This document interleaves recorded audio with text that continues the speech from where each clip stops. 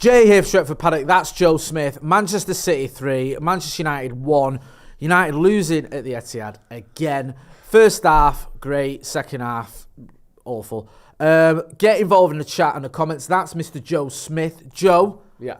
I mean, we said before the game, we were chatting, and if we were being brutally honest, put the bravado and the humour aside, the sort of the consensus amongst United fans was we were going to struggle. Yeah. We were going to struggle today. It could be a horrible day. It could be a cricket score. It could be all those other things. Now, it wasn't that. In the first half, we took the lead, and we had the lead for 57 up to the 57 minute. In the second half, obviously we were leading, but once City got going, we really didn't have an answer for it, did we? Yeah. And part of the sort of disappointing thing is we were kind of the architects of our own downfall with some of our defending, some of our decision making, and so some of our general play in that second half. Yeah, I don't want it to be a thing where I sort of go back and criticise what at the time felt like good stuff, because I don't like it when pundits do it all the time, where whatever the result is, then everything has to be funneled into this lens. So City have won, which means everything United did was shit and everything City did was great, which I don't buy into at all. But what I will say is, I don't actually think City were that much better in the second half than they were in the first half. I just think United seemed to get a bit tired. The gaps got bigger, certainly. Their second goal in particular, you saw a gap that hadn't been exposed all game, that running behind, and United had just pushed out a little bit to try and get back into the game, and it caught us out. But I do think that United, I don't want to say did all they could, because there were mistakes, and it's a little bit of a, we're just a shit small club trying our best. But I don't know what else United had. That's the thing that pisses me off. That's the thing that upsets me. And I think we have to change, and that Ineos and whoever it is need to move towards is closing the gap between us and City. Because for the whole game, I know some of it is impacted by the fact that we scored first, so then you're more likely to sit back. But the whole game was us defending and them attacking, wasn't it? Yeah. All of it was that. Except a 5 minute spell in the first half where we got a goal, and maybe a 5 minute spell in the second half where we looked a little bit dangerous just before their goal. But other than that, it was 75% possession. What was it? 74% possession to them, 27 shots to our 3. These aren't stats where you come out winning. And the other, again, I've been critical of Ten Hag's tactics and the lack of shape that we've seen so far this season. I don't even think there was a lack of tactics. I thought that was all we could do. But that's what makes me so sad, is that's all we've got against a team like Man City at the minute. We don't have a head-to-head, you go, we go, you go. Even again, I fucking hate that we're using this as the example, but you look at how Liverpool play against him, and City will still have more possession, but every time they get the ball, they look dangerous, and they've got players that the work rate, the options off the bench, the patterns of play that they've been sort of working on for nearly a decade now under Klopp. They've got that sort of muscle memory to try and find a way against Man City. United don't really have any of that. And we've got big injuries to big players. The bench, you look at the players who came on, and I'm not even going to go from a quality perspective, but, Anthony, Cambuala, Forson and Amrabat, I think, were the subs. None of those are starters. None of those are players that play regularly, really, for Manchester United at this point. And that's what we've got to bring on to try to win a game against, Man City at home, or Man City away for us. It's not really enough, and United just don't have enough. We don't. It's sad. We don't, and it is sad, and you're right. But the annoying thing for me is, as well, I just feel like some of your bigger players need to be better at key moments. I think there's moments in that game where we just see little lapses of concentration or bad decision making that cost us from players that are capable of so much more. Like Rashford, brilliant to see him get that goal, a fantastic goal. But then he faded massively in the second half. And then even I think it was led up to the equaliser, he's going toe-to-toe with Kyle Walker. Maybe you say, okay, he got muscle off. But I know Marcus Rashford can do better than that. He can. I'm not blaming him completely for this performance because he got the goal. But he can be better there. Yeah. Casemiro can be better when he's letting Foden go. And when he makes that little flick up to Amrabat for the pass. I know Amrabat made a dog's dinner of it, but it doesn't help him, putting him under unnecessary pressure. Victor Lindelof, I know he's not a left back, and I was saying before the game, me and you did the preview, I don't want to see him at left back, but he's been at United for a long time now. He's a seasoned defender. There's no real excuse that you're out. I'm not a left back when you're not getting close enough to Phil Foden. To the point where he's just basically got a free shot on it. He can set himself, and he can just take. You can do the shot he wants. There's no pressure on him. There's not, And I think Ryan Opp was pointing out. I think he sticks out his left leg rather than his right, which is just weird. So players that have got a lot of experience and can do better at key moments let us down there. And then you look at the points you make, which are just as valid. They go on their bench City and they go, right, we'll take off Doku and we'll bring on, I don't know what was it Julian Alvarez for the sub, a World Cup winning striker whose ratio for City is basically 1-2. You look as well, they've got, I think Gvardiol didn't even get off the bench. Was he 80 million quid? 80 million. Who's the other kid they spent? Is it Nunes? Nunes, another 50, 60. He's on about Kovacic, who's a very good player, good at Chelsea, Premier League experience, has done really well at City. He don't get off the bench. You look at us, and it's either kids or players who we know aren't good enough. Yeah. I know, right? And I know you've defended him like you do with every United player, and I respect that. But I know Anthony ain't good enough. I know he's not. Yeah, I know Sofian Amrabat isn't the player we hoped he would be. He just isn't. And, I'm not blaming them. It's like there's a ceiling there perhaps for him that's just not the levels you want. But these are the options you've got. Omari Forson, I hope I'm wrong. He might be, one of the best players you've ever seen moving forward. He might have a glittering career the next 15 years. But the jury's out. He might not even be a Premier League player. We don't know. And yet he's been thrown into this sort of mix now where he's been brought on at the Etihad to help us win a game against the treble winners, albeit with 115 charges over him.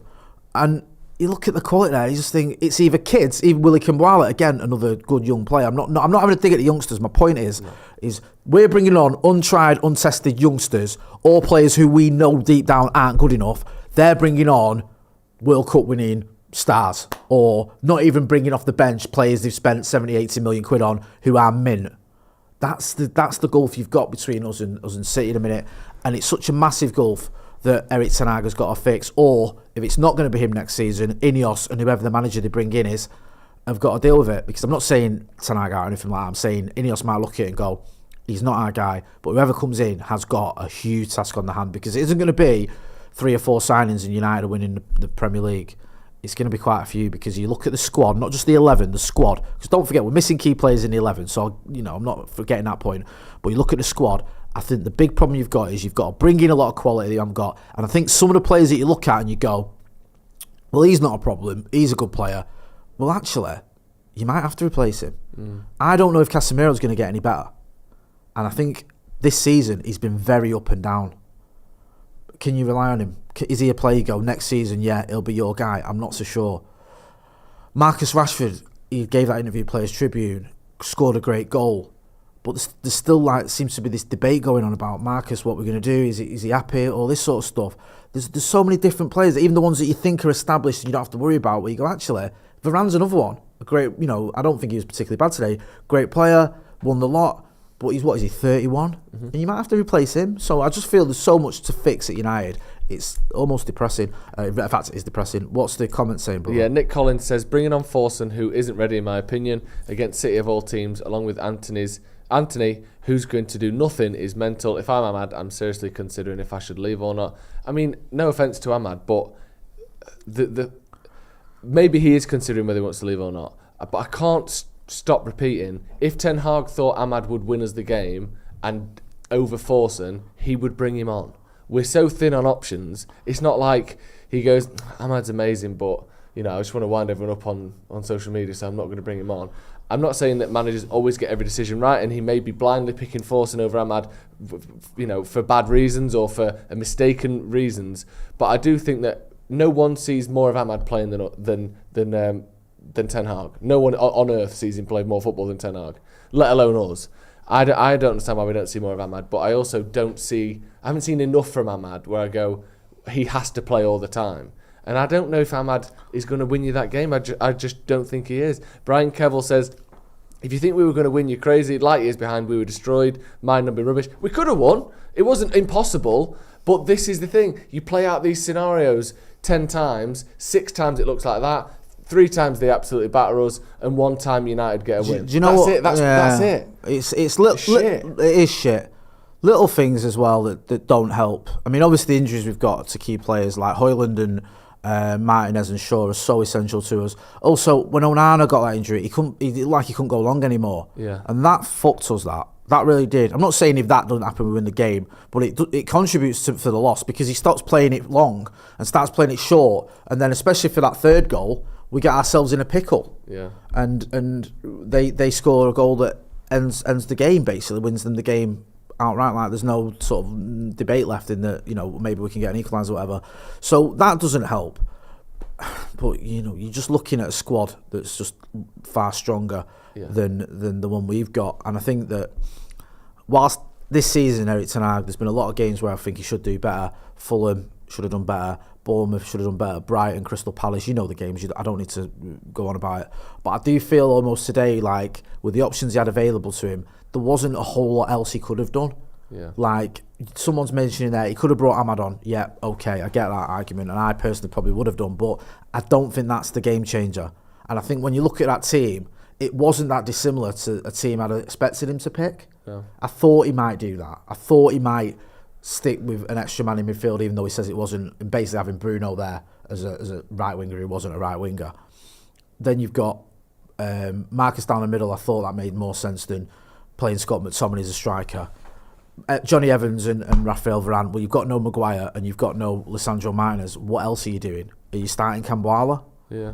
Are you putting Lindelof at centre back and not having a left back? I don't know. So we've got no left backs fit. We've got no strikers fit. Like that's not. We've got a fucking 35-year-old loanee who 10 years ago was deemed not good enough for Manchester United, coming back in and starting for us and playing well as well in Johnny Evans. But like we let him go because he wasn't at the standard ready for United. Now he's 35. All of a sudden he's good enough to push us to Man City levels. It's not. He's not, and that's no diss to him because he played well. But we have to look at the realities of the squad. Look at we've got the game on in the background, the punditry. We can't hear it. Just look at the body language of Roy Keane and Micah Richards. They expected this. There's no energy to him. There's no excitement. Micah Richards should be giddy and happy. I don't know what he's saying, but he's not. This isn't a smiley, happy, we can't believe it. This is what everyone thought would happen. Roy Keane sat there looking flat. We knew this would happen. And that doesn't mean it's acceptable. Or that we go, oh great, Ten Hag's brilliant, Man United are brilliant because we lose to City and we knew that would happen. It's shit and it needs fixing. But you can't, they've got a full strength side there. Have they got anyone missing? I can't think of anyone. I think Grealish wasn't available. But fuck that, he's not turned up since the trophy parade about 6 months ago. So he don't count. Like, they've got a full strength side, Man City, at home, pushing for a title. The 6th title in 8 years or whatever it'd be. United have got no strikers at all, 0. No left backs, 0. We've got a 35-year-old loanee playing centre back. Our best midfielder this season is an 18-year-old who's playing his 17th or 18th game for Man United. There's no comparison. And the reason there's no comparison is because we've been fucking mismanaged on and off the field for nearly 20 years. Or we weren't mismanaged by Sir Alex, but we mismanaged off the field for that time. Like, these are the gaps that open up over time. These gaps get wider and wider and wider. It's unbelievable where we are. And like I said, no one is surprised by this. No one didn't see this coming. Someone in the comments, I think Ridwan, says, even Bournemouth managed double-digit shots against City. We only had 8 touches in the opposition half. Whilst you're right, that was at Bournemouth, first of all. And City beat Bournemouth 6-1 at this ground, with Bournemouth having 1 shot on target 2 months ago. So I don't think that's quite a fair comparison. What I will say is, I would still have liked United to have done a little bit more. I think that the fact that we didn't have a shot in the second half, regardless of who we're playing against, isn't good enough. But people are out on their feet. Bruno Fernandes I thought was brilliant in the first half, didn't do anything in the second half. But he got injured against Fulham. He played 90 minutes or most of the game, I can't remember, in midweek. Starts again today and plays. We're just threadbare. And the squad that isn't, even if everyone's fit, the squad's still not that good. I'd give Bruno a pass today. I thought he was good. I thought he did well today, Bruno. I know it wasn't an amazing performance, but I thought it was decent enough, especially when you compare it to some of his teammates. I thought he did well. I thought Johnny Evans did well. I thought Varane was okay as well. I thought Varane did well. I'm probably being a bit harsh there, just saying okay. I thought Casemiro fell off a cliff. Silly mistakes, and not tracking Foden was just inexcusable. Delo I thought did well. Lindelof, he's not a left back, but even so, he should have done better with that Foden equaliser. I think it was the equaliser, wasn't it? Rashford got his goal, but other than that, especially in the second half, offered very little. Garnacho, full of energy as he always is, but it looked like he looked leggy. He looked like someone who'd run out of ideas and looks a bit tired. And he plays every week. He plays every week and he's 19. Yeah, I know. He should be getting managed. You look at Phil Foden today, right? Phil Foden smashed it. Phil Foden, right? And obviously, Pace would say, he's got worldly talent, right? There's no denying it. I don't think I can remember in my lifetime, and being genuine, and I'm even go back to Class of 92, a team that focused on one player through the academy and give him the best sort of way into that first team. They've handled him so well in terms of getting him into the first team. You have a few games in this season, you have a few minutes. Next season, you have a few more. The following season, you start starting a few games in the cups and what have you. Then you know what I mean? They've proper brought him in gradually. He hasn't been thrown in like we have done for youngsters for the last 10 years, where you go, right, you're playing every week until you're knackered and then you stop playing and we'll drop you for 6 months. Yeah. He hasn't had that. Or he hasn't been where, right, you're playing at, right back this week, striker next week, it's centre mid next week. He's been brought in over time in a team that is successful, in a team that is winning, in a team that has so much possession. And it's very rare you get a player in this day and age at a top club that is brought in such a way. And he's benefited from that, but also the fact that he's got that talent. And you look at that compared to someone like Garnacho, who goes from being a substitute to starting every single week. And he goes from playing on the right to playing on the left to back again. I mean, I love Alejandro Garnacho. I think he's a great guy, a great player, sorry. But you look at how we sort of handle these youngsters. It ain't great. No. It isn't. And like even Kobe Mainu, you've got to manage his minutes. You have. Yeah. I know he got his 18, he can play every week, but you need to make sure he can. You need to keep your eye on that, because he might need times when he needs a bit of a breather. Because he's gone from never playing Premier League football to playing it every week. And he's 18, he's still growing. So you've just got to be mindful how you develop some of these players, because whilst it's easy to be sort of gloomy, and we have been, because we're miles behind City, it doesn't look like we're going to get top 5 anymore, especially after Spurs and Villa both winning, and the way they won this weekend is really frustrating. Both of them. I know. We've got loads of super chats. Sorry, I'll just end on this and then let you get into the super chats. No, you're right. I just feel that one sort of plus that we have this season, you look at Højlund, you look at Mainu, you look at Garnacho, we've got 3 young players who potentially could be world class. I believe that. I'm not saying they're there, but you can see the talent is there on that trajectory. Think if they carry on, you could have 3 world-class players you could build your team around, but you have to handle them the right way. We saw it with Højlund when he came in, he wasn't fit, and there was like question marks, and we kind of played him a bit anyway. We've got to stop all that and make sure we're looking after these youngsters, because that's the only way we're going to sort of move forward fully, because we can't just keep relying on our transfers. Sorry, bro. Go on, Burnside is back. Says, Joe, we can't win every week. You can't lose 11 games and have a -2 goal difference when you're the manager of Man United. 27 shots to 2. Disservice to Solskjaer to draw a comparison. I miss him. I don't know if I even said you can't win every week. I don't know when I said that. But I don't think that, I loved United under Solskjaer, but we didn't win a trophy, did we? We didn't push to that next level. I don't think that's the end goal here isn't what we were under Solskjaer. That would be a nice step along the way, but I agree with you. You can't be losing 11 games. You can't be conceding 27 shots to 2.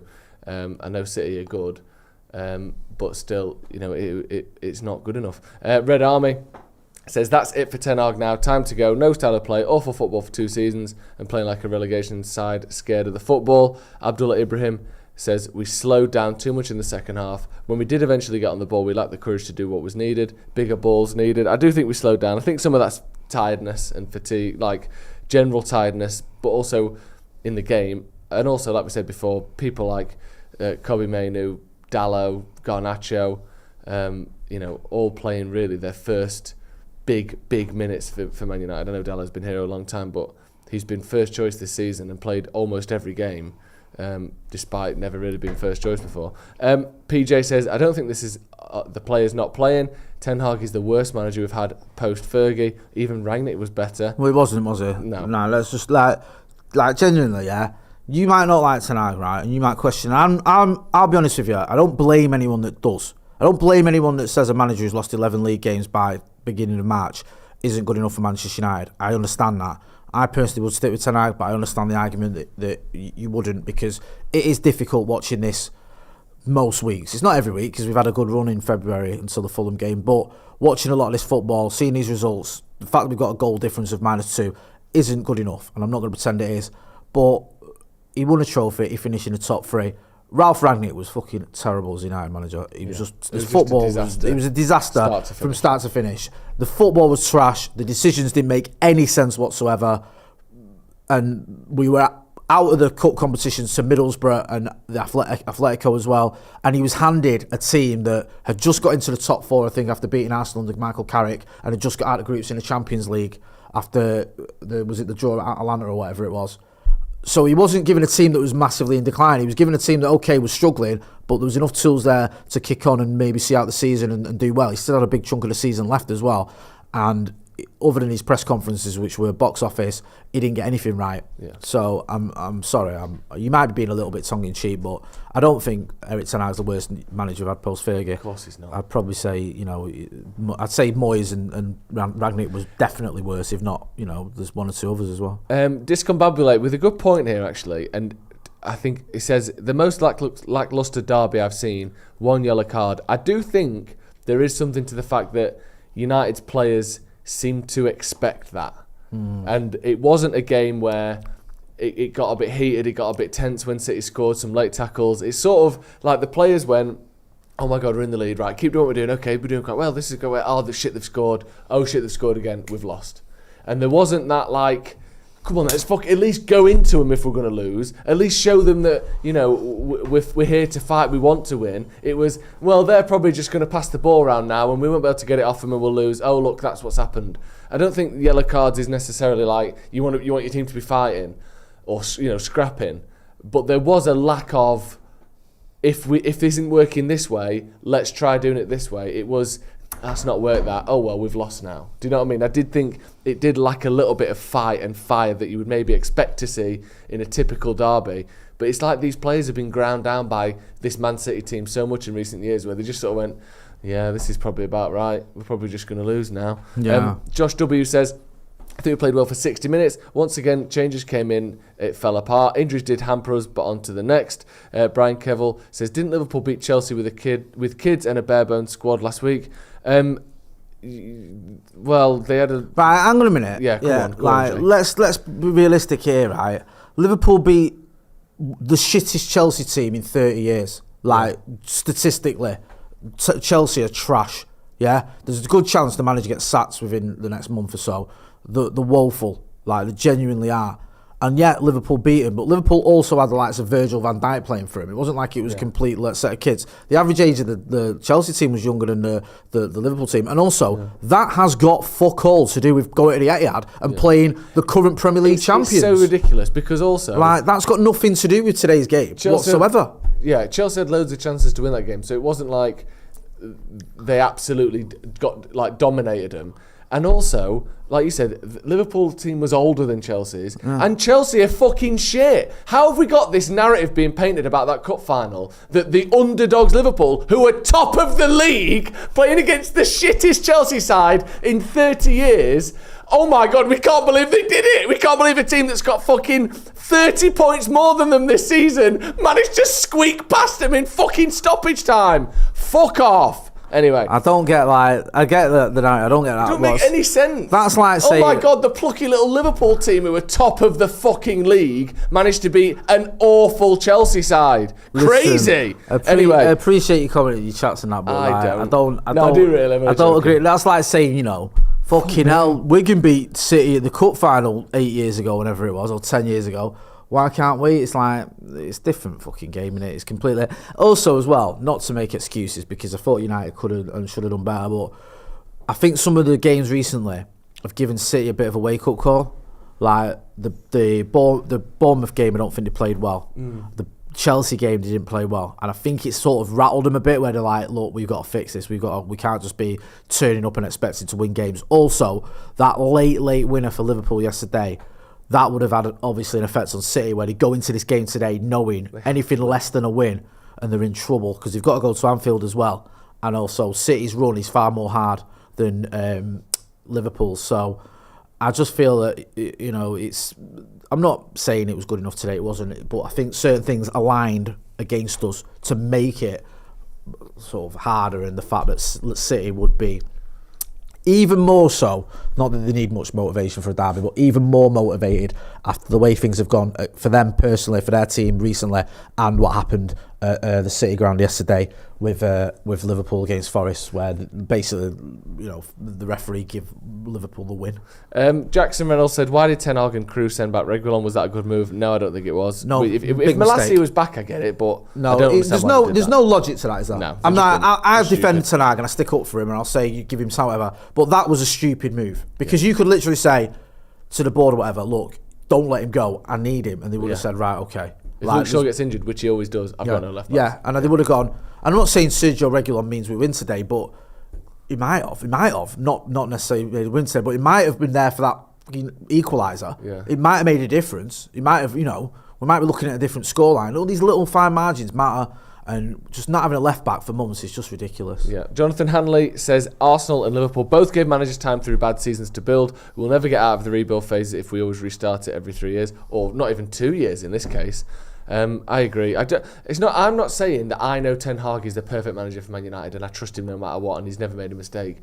What I do think genuinely is, I don't think we've seen the best of what Ten Hag is about. I think the circumstances he's been under as Man United manager have not allowed us to see what Ten Hag is truly about. And I think until we've seen that, and hopefully with Ineos and a bit more time we will see it, we can't even make a true judgment of how good he is. I honestly don't think we can. Abhinav Verma says, we beat Chelsea with McTominay in midfield. What sort of shit comparison is that? Yeah, we beat Chelsea as well, so anyone can beat them. But yeah, United. And can we just, before we wrap up as well, if you're watching, can you put a subs link in the chat? Because I think we've got quite a lot of people watching, and subs have gone through the roof today, which is great. We want to get to 750,000 subscribers by the end of the season. With your support, we can do that. Also, we've got some more content coming up from members. We've had quite a lot of people join a membership over the last week or so. In particular, on Friday there was loads. I think someone gifted 100 memberships on Friday, which was phenomenal. So forgive me, I've forgotten the chap's name, but big thank you to them, and big thank you to everyone who supported Stretford Paddock for the last 4 years.